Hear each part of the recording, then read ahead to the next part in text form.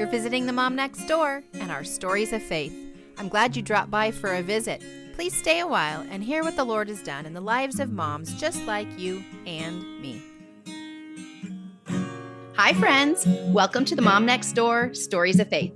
I'm your host, Pam Fields, and I'm so glad you are here. Do you guys remember when you were dreaming of motherhood? And what did you envision? My guess is it had to do with balloons and hugs, snuggle time, birthday party, and all of the flowery, beautiful moments that you might want to capture and put on Instagram.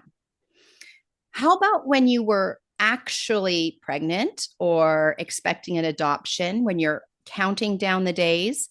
Those days were like what to expect when you're expecting books. They were what to expect in the first year. And maybe you went to MOPS or you had support group club type things for young moms, new moms, right? And then your kids hit junior high or high school, and there's not near as many books. There's not near as many clubs, at least not many clubs that we're open to talking about the realities of this stage of life and the hard things that come at this stage of life and things we never planned or imagined being in our family start coming up. And sometimes we end up stumbling into clubs that we didn't know existed, and we're not real sure we wanted to be there. And we realize how limited our knowledge is and our experience. And we find ourselves desperately reaching out for support and for God's direction, and wondering if there's any community for us where we can find those questions answered. And so with that, I want to introduce you to Janelle Martin. She's a mom just like you and me, but she has been through some incredible challenges and she's on the other side. And so we want to rejoice with that. And now we want to hear about the things that she's learned and how she's grown. And so, Janelle, I think the best thing to do is just pass the mic to you and say, tell us your story. Just jump in. Okay. Thanks for having me, Pam. I'm really excited to Sure. be here. This is not something that is easy to talk about for a lot of people. And I just want to start out by saying I understand that and I was there with you. And that's why I talk about it today. I went through drug addiction with my teenage daughter. We are 8 years on the other side, 8 to 9 years on the other side of it. She is today 7 years sober almost. And so we do greatly celebrate that. But the journey was long and it was hard and it was really rough. And there are a lot of parents that also are going through a similar situation and oftentimes don't know who to talk to or where to turn. So hopefully sharing my story will maybe give you some insights and maybe at least some hope and let you know that you're not alone in how you're feeling and feeling lost and like you've done something wrong or that you've done something to your child that causes to happen and that is just not so. Um, so um, so here we go.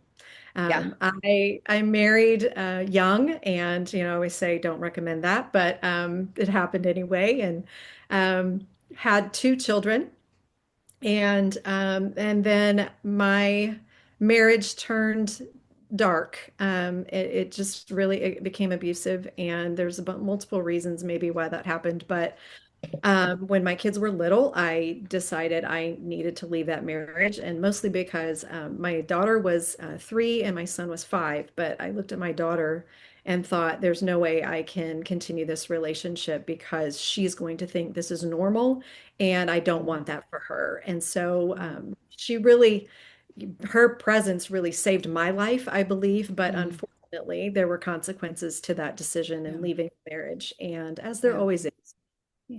And what happened in our situation was her father then, through the years, decided to try to make my life miserable. And he tried to use our children, or he did use our children to do so. So that's a whole nother book and a situation. It's called parental alienation. And Mm. unfortunately, that happens way too Yeah. often where one parent turns children or tries to turn children against the other parent. And that did happen to me. And it manifested in two different ways in my children. My son has been estranged from me now for almost 10 years. So Wow. he was Sorry. successful in turning my son against me. But what he Yeah. did to my daughter was he almost destroyed her life.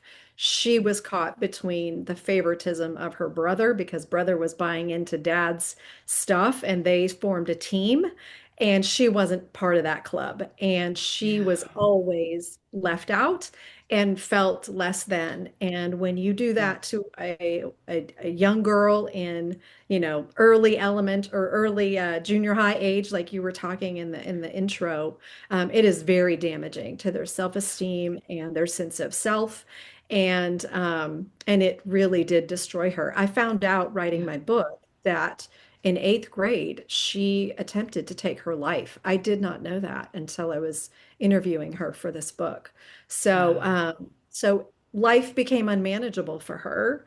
And on the surface, she seemed like a normal kid. She in sports and she was active, and she really never showed a lot of behavior issues toward me or toward my husband and I. I did remarry, so she had a stepdad, Okay. and her dad had moved out of state, so really he wasn't even present in her daily life. So we were raising both children, and she didn't show a lot of behavior problems. I just think I was unfortunately not aware of the level of pain she was Mm. dealing with and carrying in her daily life. She Yeah. hid it pretty well for a while. And then her brother graduated. There was a whole situation with her and her brother. They had grown up super close, and then by the time he graduated, they were not close. He was abusive toward her, and there's a lot that happened. Yeah. But that didn't help the situation. And then he Yeah. ended up graduating and moving to go live with dad out of state. So he was now gone from her life. And even though their relationship wasn't great for that last probably 2 years, he was at home. It still devastated her to lose her brother. Yeah. And that was, I believe, the catalyst that started her drug use. And Mm. as most of our kids will, they will experiment with drugs and alcohol with their friends or whatever. And this is where she started. She started with, I believe, marijuana, just out with friends, whatever. And unfortunately, given everything that she had lived up to that point and all the pain that she was still carrying, the drug took the pain away. Mm. So for her in that moment, she was primed, right? She was just primed Mhm. to really Yeah. like that feeling of not having Yeah. to feel that pain. And that drug Wow. took the pain away. And she was Hmm. hooked basically from that moment. Yeah. And she could not get it enough or often enough after that because it was relief to her. Now, Mm. I had no idea any of that was happening. Yeah. And I've never done drugs. I have never been around it. I didn't know anything about it and wouldn't have ever dreamed that my child would even think about trying drugs.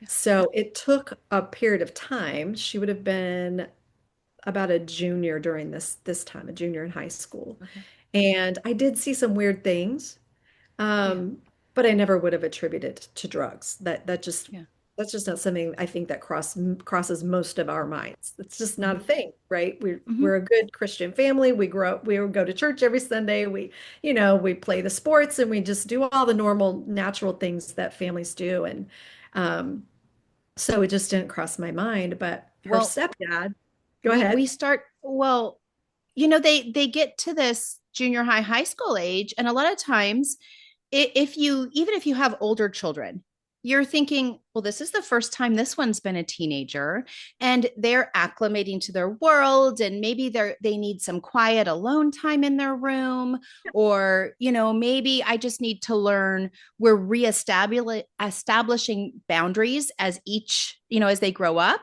and so it's really hard to know where that line of privacy is. And so I think we start extending the line of privacy and the line because we want to give them freedom and we want to allow them to grow up.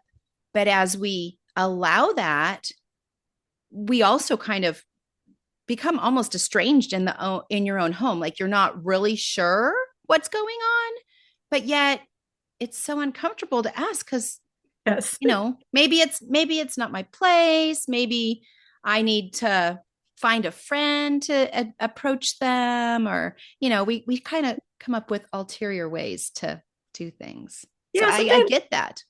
sometimes it's easier not to know, I mean, Yeah, if you think it might be bad, denial is our friend, at yeah, times. And it's also yeah, destructive if it's held on yeah. to too long. So for me, it just never would have crossed my mind. I just never would have settled on my kid is using drugs.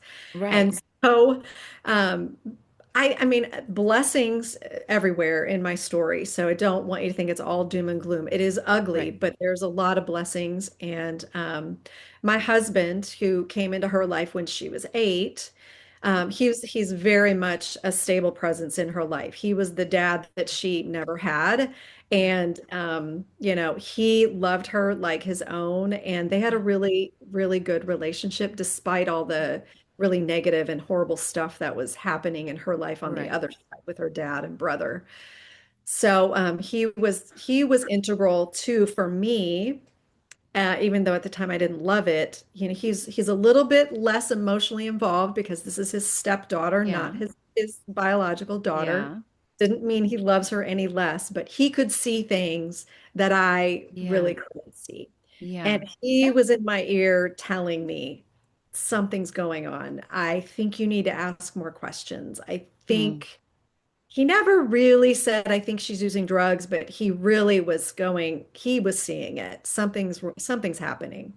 yeah, And she was doing a fairly good job acting yeah, normal-ish, but there were still some signs. So yeah.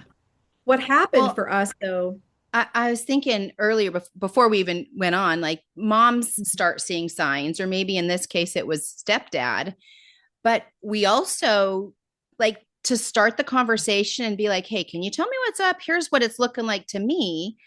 It like to a kiddo, that's like, well, you're thinking the worst of me. Like, why would you think the worst of me? Or if there was nothing happening, we also don't want to plant the thought because sometimes not just kids, adults do this too, right? We do this. Like, well, if you're going to think that of me anyway, I might as well, right? that's what you think. And so it's such a touchy situation, how, and we don't have a script. We don't have a lot of, like I said at the beginning, there's not like what to expect when you think your child might be on drugs. I mean, there's just, No, it doesn't exist. I mean, where do you no, go? because So, okay. that's not supposed to happen. Right? It's Right. not supposed to happen. Our children are supposed to follow the path of everyone else. You graduate high Yeah. school and you go to college and you get a Mhm. job and you have families and all the good things and Confetti and all all the, of it. Mhm. balloons and yes, Yeah, of course. exactly. Exactly. And for me, to your point, I wasn't going to accuse her of doing anything without proof. Yeah. And so until I had proof, I didn't feel like there was much of a conversation to have because it could Mhm. go either way. And Yeah. if she's doing something and I don't have proof of it, she's going to lie Hmm. course. Yeah.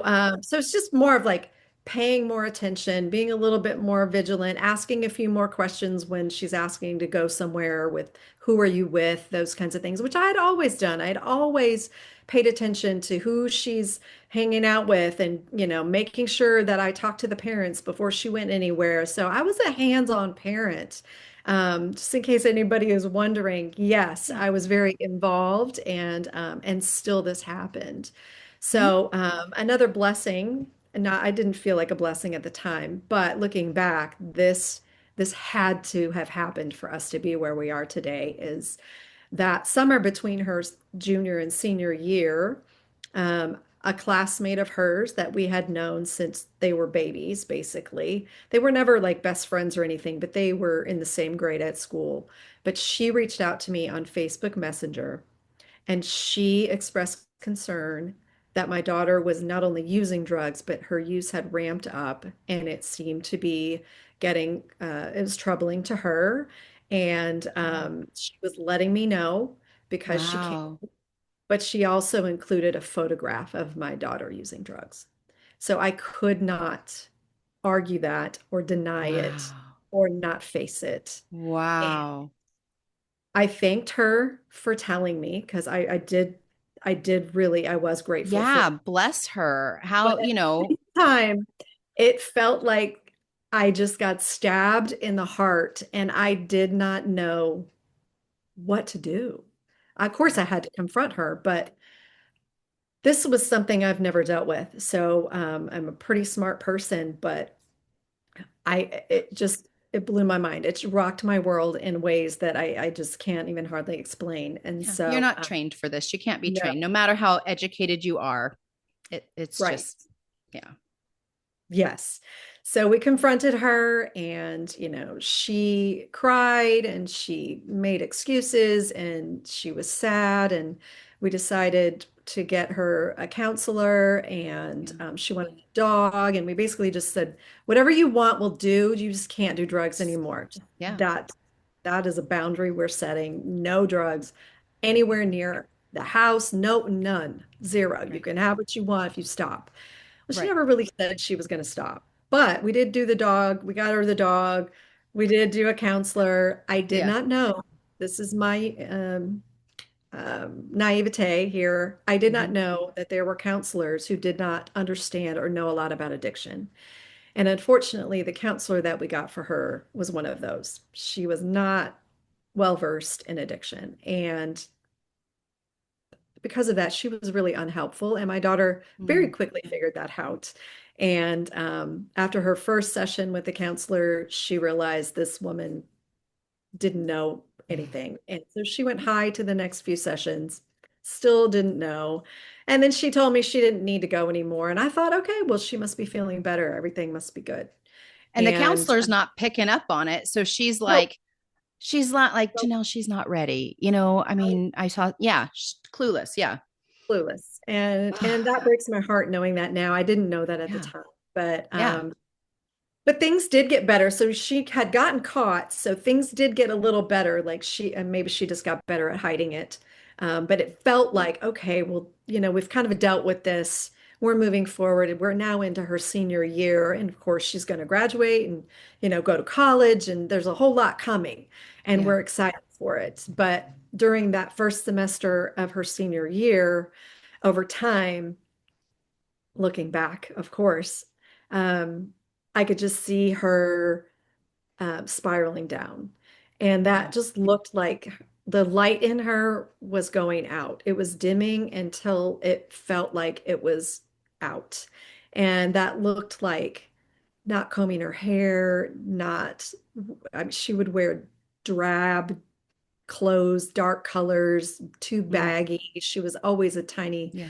tiny thing. And she just, Yeah. over time, it was just like the darkness was taking over her. Mm. And I knew it, but I still didn't want to admit it, I guess. Yeah. I still had the dream that all parents have is, she's gonna be great. She's gonna be normal. She's gonna graduate. She's gonna do all the things, prom and all of that. But Well, it's a about cycle. You're going right back to where you were before, going, I got to trust her. I got to extend her some yeah, privacy. I don't want to yeah, blame her for something that maybe isn't happening. And yep. so Still just, searching for proof before I yep. can address it. And kids are always trying to be unique and they want to be express themselves how they want to express themselves. And so you Hmm. don't, because it's not the way I would dress or it's Yeah. not the way I would, do it. It's Yeah. hers. It's her Yeah. life. So you don't really want to make them feel, bad Yeah. about their choices in that way. You want them to feel the freedom Yeah. to Yeah. express themselves. So I really didn't do or say a whole lot. It was concerning. But again, right after Christmas, that during her senior year, I caught her myself being somewhere where she wasn't supposed to be. And by the time we had the conversation about it and I confronted her about it, her use was off the charts. And I didn't realize it until that moment, but we had I would say, a come to Jesus meeting. And I told her that she couldn't use drugs and that we had set that boundary. And I had told her she couldn't live with us if that's what she Mm. was doing. And she unequivocally said, I'm not going to stop. And so in the moment, dialed her father's number and put it on speakerphone and told him what was going on and said she had already planned a trip to visit him on it was 3 days later. So Mhm. she already had a flight out to go visit him for a week of that Christmas break. But I Mm. said in that moment, she's going to pack as much as she can get on that plane and she's not coming home. Mm. And he Separate stumbled. her from the group that she's with, because if we Yep, separate her from her community that she does it with, she that's can the be, hope.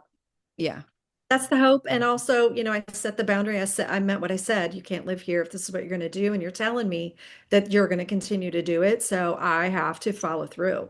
You're not going to yeah, live here. So luckily, I mean, I had options. She has a yeah, dad who lives in another state. And mhm, she was happened to be going there. So it's kind of the best of, I thought it was a good decision at the time. yeah, And then I had time to think about it. And then I thought, what the heck did I just do? yeah, I can't believe I just did this. But anyway, so I basically kicked her out and she yeah, went to live with her dad. And at that point, he lived in Arizona. So she was excited about it. She didn't tell me that at the time. This is interviewing her for this book because this book is written in both of our voices. So you get to hear both sides of yeah, everything. I learned a lot of things, and she was yeah, very excited about going to live with her dad because she felt like he had never been a dad. He'd never been part of her life. So she was mm, going to go there and be his roommate. She was going to do whatever she wanted. He was going to let her do whatever ah, she wanted and stay out of her way. mhm, And then she would graduate high school and get to go on her merry way. And her plan was to basically not see her 18th birthday. So, yes. And I didn't know that at the time either. So she wow, arrives in Arizona, and quite literally within 3 months, everything spirals even worse. That relationship was not a good one, and mm, she did not want him to be a dad, and he tried to be a dad after all this time and everything that had happened, and she wasn't having it. And there was some physical altercations. There were mm, visits. There was a lot yeah, going on. She was running away. It was bad. And within wow, 3 months, I was fielding phone calls from him crying because she was in such crisis and he didn't know what to do. And yeah, um and she was running away and she wanted nothing to do with him at that time. And the fear was that that's exactly what she would do. And Lord only knows what would happen to her at 17. She's all of yeah, 100 pounds. And, you know, yeah, a young girl on the streets using drugs is a yeah, horrific thought in your head. That combination, cannot yeah, happen. yeah, it's real bad. So So, I find myself in a situation where, okay, well, we've got to figure this. I mean, we got to find a place for her because she can't come mhm, home. I don't know how to deal with this. And yeah, I've never seen her like this. And so, I get on Google and try to look up, treatment options for her. I don't even know what that looks yeah, like. And um, praying, praying, like praying the hardest I think I've ever prayed in my life was during that time to please God, let me find help for her. I've got to yeah, save her life. mhm, And if this keeps going the way it is, I mean, it's not going to end well. yeah, And at the moment, in that moment, she had no intention of stopping. So praying and I do believe those prayers were answered because I did reach out to a few places, and the only one that called me back was one that was in Arizona. It's a couple hours from where they were living, but it was a treatment center that was geared towards adolescents and teens. and young adults. So they took anyone from about 13, 14 all the way up to their mid 20s. And and they assured me that if we could just get her there, that they would convince her to stay. Right. And so unfortunately, I'm in Texas. So I had to rely on them, my ex-husband and my daughter, to get there, and then on him to determine whether this was someplace that she should be or not. Yeah. And so that's what happened. He ended up taking her, and they ended up having that consultation visit. And at that point, thankfully, she would have done anything to get away from her dad. And so Mm. she stayed really Yeah. because of that, Yeah. and went into their inpatient program for 6 weeks. And then she did 8 weeks of outpatient, and she did 6 more months of aftercare. And Okay. probably one of the hardest things that we had to come to terms with was that she had to drop out of high school. And Oh, she was halfway through her last semester of senior year. And so she was not going to graduate, because for us, it was a choice of life or death. yeah. If she's dead of a drug overdose, then she's not going to graduate Yeah. anyway. And there's no chance of her, ever graduating. So, Yeah. as a parent, that is a very difficult spot to find yourself in. And for a lot of parents, they don't want to let go of the dream of, my kid's going to do everything the way it's planned out and set out for them to do Yeah. it, because this is the way Yeah. I want it to happen. Yeah. Um, so we had to take her out of school, and she went to Yeah. treatment, and she was in treatment for almost a year. Yeah. And and it saved her life, and also Wow. saved mine, because I also participated in the parent program that Good. that they had. And I learned about recovery, because Mm-hmm. she was in recovery, and I wanted to be able to mend our relationship, but also Yeah. understand what she was learning, and Yeah. how this applied to my life, because I just was so clueless about all of it. Yeah. And I didn't expect it to change my life, but it Yeah. did. And it Because it was also, probably her using was a symptom of yeah, the core problem. always. So you kind of went thinking, fix the problem, and then Right. you peel it back, and then you're like, oh, Yeah. yeah. Yeah. Yeah. It's so my biggest piece of advice for parents who find themselves in a similar situation is to go find your people, go find support, Yeah. because being in a room full of other parents who are in the same situation, some are going to be further down the line, some are going to be maybe newer than you, and everything in Mm-hmm. between. But Mm-hmm. everybody understands, and everybody's been where you are, and Mm-hmm. everybody is non-judgmental and Mm. loving and Yeah. supportive. And there's nothing like finding those people Mm-hmm. when you're in the Mm-hmm. midst of that struggle. And so for me, that was life-saving.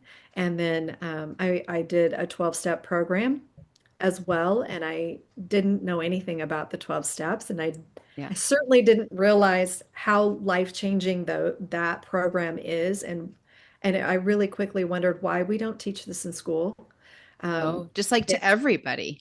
to everyone, because it's not Yeah. just for people with addiction problems. It's really a Yeah. way of life, and it's a really wonderful way to live your life. Coping and working through things. Yeah. Yes, and taking accountability, and Mm. using your higher power, because there is a power greater than us, and Yeah. we can use that power to overcome. Yeah. But also Yeah. being humble, and like admitting when you hurt someone, and Mm. saying you're Mm-hmm. sorry. And Mm-hmm.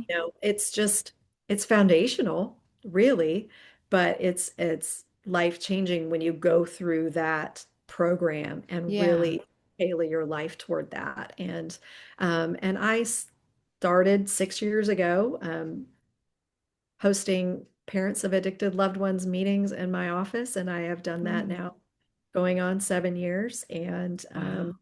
I still put myself in those rooms. I'm on this side of it, but Yeah. there's something about just holding a space for other parents who need it, because I needed it so badly, and it's something I Yeah. didn't know I needed so badly until I was in Yeah. it. And Yeah. it's something that I've just given back, and always free, and everybody's always welcome. So that's where I am today. Okay. Yeah. Okay. what about if your child, you can't get them there, you can't get them into the treatment program, they don't want to go, or you can't afford it, or they maybe, even maybe you're estranged from them and you don't even know where they are. um I would imagine that in any of those circumstances, a group like you have is beneficial anyway, because despite what's going on, at some point, they are responsible for their own lives, even if they're a teenager, even if they're young. um, you still have to ponder and work through the things that are going on in your heart. And years ago, I've just recently moved to what do you call it, video. But years ago, just on an audio podcast, I interviewed a gal that runs a ministry called Hurting Moms Mending Hearts. And it's like what lands these moms together is their hurt. But sometimes it's estrangement or the addictions or all the different things. But it's really hard to continue on and to be able to, I mean, you're going to have to persevere through this. Yeah. And so we need the community. And so your community group that you have in your office, probably like all sorts of scenarios. Some they're walking with their child, some they're walking alone. Yes, absolutely. I like to remember or to remind parents that, our children are ours for a short time. Yeah. They have their own lives to live, and we have our own life to live. Yeah. And it needs to be, our purpose needs to be fulfilled in this world, in this life, regardless of what our kids are doing. I'm not saying that flippantly. It can be very difficult to move forward with your life when your child's Yeah. not doing well. I understand that. Right. But they do get the choice to live their life the way they want to live it. And how you Yeah. live yours can affect the way that they live theirs. And that's one Yeah. thing that is really important to learn is that when you set boundaries and you move forward in your life, regardless of what they're doing, it Mhm. may cause them to look up and go, oh my goodness, I don't want to live this way because the world is moving away from me. They're moving forward and they're leaving me here. Yeah. And so, also, when you have a child that's not yet 18, you have a lot of power. Yeah. So, if you can get them into treatment, because even if they don't want to go, find a place like we did that can get them to stay. Yeah. And if it's not an adult center, you don't want to send a child to an adult center, but there are some adolescent treatment programs out there, and I would highly recommend the one that we used, and it's Hmm. called the Pathway Program. But Hmm. you have a lot of power, and if you miss that window, if you wait, if you don't do it before they're Yep. 18, then you run the risk of that person taking 10 more years in their addiction before they'll get help. And that's a Yeah. long time. There's a lot True. of True. dangerous drugs out there, and we have overdoses happening at an alarming rate. So personally would not take that risk. Yeah. Oh, I get it. I have a friend who their child turned 18 when they started to discover all this. Mm, And it did. It took years, because yep. then you have to have that grown child come to the knowledge or decision or Yep. realization that there has to be a change. And you're just waiting as a parent. You're waiting. You're ready. You may be ready to drive them there, to support them through that. But until they say go, your hands are tied because they're over 18. So that kind of goes back to what, earlier, when it's like, well, maybe I need to give them their privacy. I need to give them a little space, let them have a little time. The clock is ticking. Absolutely. So do your evaluation, but be efficient in it. And Right. and maybe seek out somebody like you and some of these groups, because as you do your evaluation, you're saying you hadn't done drugs, like probably the terminology is different, the references. I mean, for goodness sakes, I get so confused. Just Instagram, what's a post, what's a reel, what's a Me too. galley, or like all the different things. I get confused with recipes in the kitchen because the terminology is not mine. And Right. so your children might actually be dropping hints that you're not picking up because Mhm. we're unaware of the terminology. So I would guess as soon as you get an inkling or a check in your spirit that like Yeah. something's not right here. And I kind of wonder, but I do want to do some research and I don't want to over assume, too quickly assume. Don't delay on your research. Get Right. a friend involved, get a friend to pray for you, find a place you can ask questions and be efficient about it. Yeah. As much as you can. And hopefully, you might even get your child to tell you, depending on the situation, that they're in crisis and that they need help. And sometimes they won't tell you, but you still have to dig it out. You have to, search Yeah. their room, I guess. I did all that. I never found anything. I didn't even know what I was looking for. Yeah. But you know, and they get good at hiding stuff too. So it's like it's hard to say you need to know because there may Mm-hmm. be no way for you to know, but there could be a way for you to find out. There could be. And in my case, I was told, and then I was also, and I do think it was a total God moment, putting me in the right place at the right time to catch her that second time. Yeah. And the only Yeah. reason I did, it made no sense. Wasn't Yeah. doing something that I always did. It was just a random thing that I Yeah. happened to be going on a Friday to get my oil changed. And I saw her going the wrong way from where she should have been and Mm. followed her. And Mm. that was chance, but I don't believe in coincidences. I think Yeah. that these things were put there so that Yeah. I would know and be able to save her. Yeah. And so sometimes we just miss that. Maybe we're not looking, maybe we're Mhm. not paying attention, but I do think God does that for us. Yeah. And so and there's a lot of those in our story. Yeah. I think it was on one of these interviews years ago. I was talking to somebody and they said, instead of asking your child, like, hey, are you doing drugs? Yeah. Say, you know what? Your friend Stephanie, like, how's she doing lately? I haven't seen her much. Or, oh, your friend Jill, she's dressing with a lot of dark clothes. She didn't used to dress like that. What's up with her? How is she doing? And if you, instead of asking your child directly, if you kind of interview them about a friend and ask them some questions as a friend, it's interesting because their eyes, they may say, well, yeah, they're kind of messed up, but I've always been their friend, so I'm going to be there for them. Oh, really? In what way are they messed up? Like, is there anything I can do to help your friend? And so if you offer to help their friend and you don't flip out and you show compassion and kindness and acceptance of their friend and their friend's struggle, then they start to register that as like, wow, I thought she'd totally lose it. But when I told her about, whatever, she didn't. Like, maybe my mom is an okay, safe person to tell this, and I had not heard that before. And I'm very direct. So I'm like, okay, go right to the source, get the information, be efficient. And so when somebody told me that, I thought, oh, I'm going to have to remember that because in so many circumstances, in parenting, we could use that to, Yeah, for find sure. out more. For sure. I mean, because they're going to talk to you more if you're not going to fly off the handle. You Yeah. know, Yeah.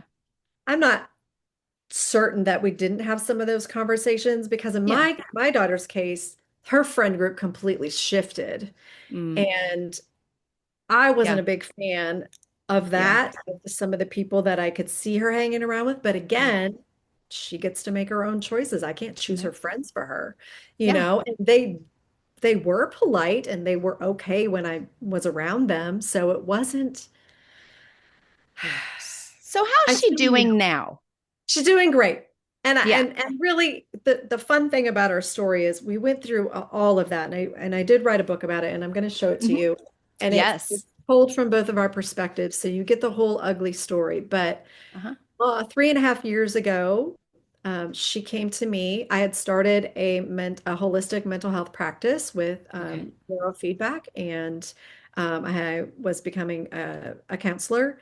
And she Okay. came to me and she asked if she could work with me. And so we are now business partners, and we have grown a holistic mental health practice in Houston called the Mind Connection now, working together Okay. every day for 3.5 years. And I Wow. would never have seen that coming in all my life, but there is nothing better than being with her and having this adult partnership with her. And we are best friends, and we are also partners. And she brings a lot to the table because she's younger than me, and Yeah. so I love having that perspective. But she's also got a lot of lived experience, Yeah. and that helps her in giving back and helping people. And we devote our time, and our business helps other people with mental health issues, which is very much related to addiction. So we help a lot of people who have Yeah. been through or going through addiction, and then also have the mental health struggles. So it is a very rewarding job, but it is also just really special that we get to work together. So one of the things that I learned about perspectives too is in interviewing my daughter for this book, and it's one of the reasons I really am proud of this book is because it gives you both sides of the story.